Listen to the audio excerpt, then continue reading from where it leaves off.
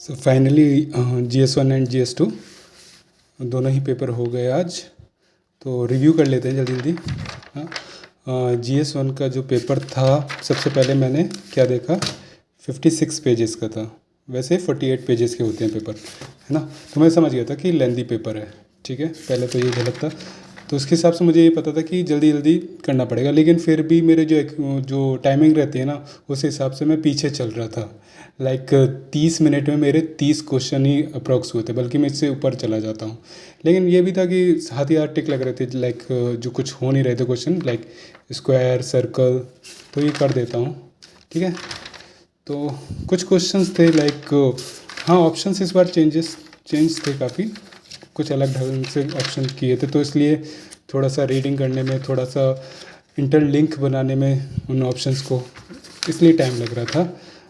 लेकिन पता नहीं कैसे आखिरी में शायद 15 मिनट बचे थे और मेरा एक राउंड हुआ था। तो उसके बाद मैंने फिर थोड़ी सी स्पीड बढ़ाई, तो फाइनली जो चाहता था हो गया। लेकिन ओवरऑल जो पेपर था काफ़ी ज़्यादा लेंदी था और मुझे तो कुछ समझ में नहीं आ रहा था। इतनी नई नई चीज़ें दिख रही थी, जो मैंने पढ़ाई की थी उसमें तो कुछ था नहीं। लेकिन हाँ, एलिमिनेशन टेक्निक ने काफ़ी देखे, लाइक ये क्वेश्चन था, मैंने इसको किया नहीं, देख के छोड़ दिया।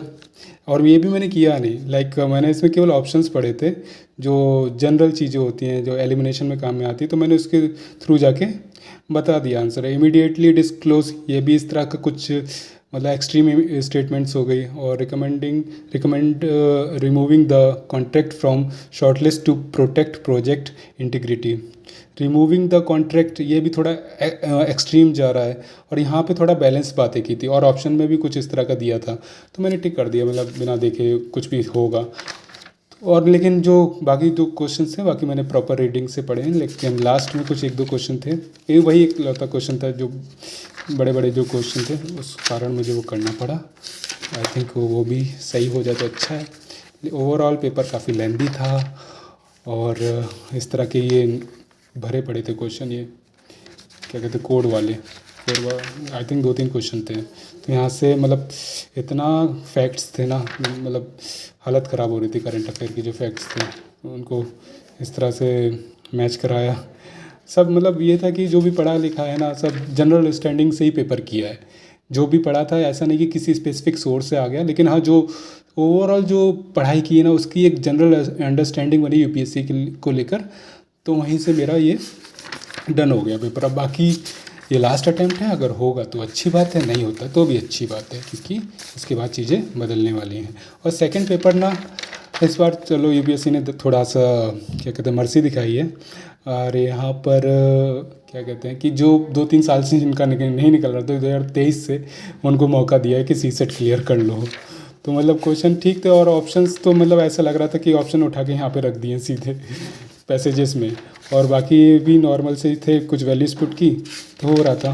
मतलब मैंने ना ज़्यादा नहीं, 48 अराउंड गिने थे उस टाइम, शायद ज़्यादा ही होने चाहिए, मैं सही से गिन नहीं पाया था।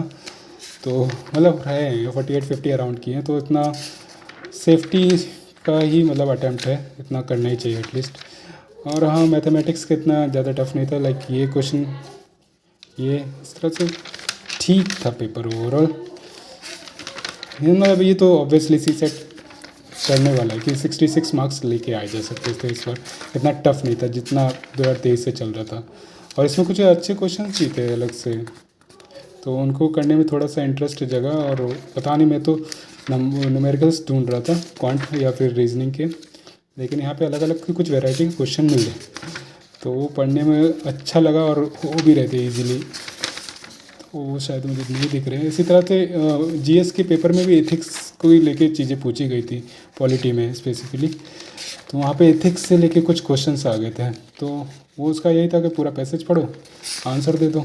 एथिक्स का आपने अच्छे से पढ़ा होगा तो पढ़ ले जाओगे। यहाँ तो क्वेश्चन नहीं दिख रहे मुझे, जो एकदम ही एक पेज पे था, इसमें थोड़ा सा इजी टाइप के क्वेश्चन थे, कुछ हो गया था, ठीक है। तो ओवरऑल यही दोनों पेपर के रिव्यूज़ हैं। अब देखते हैं, आंसर की मिलाऊंगा, अच्छा हुआ तो ज़रूर बताऊंगा, नहीं हुआ तो फिर ख़त्म है यहाँ पे अपनी कहानी। Okay, thank you so much.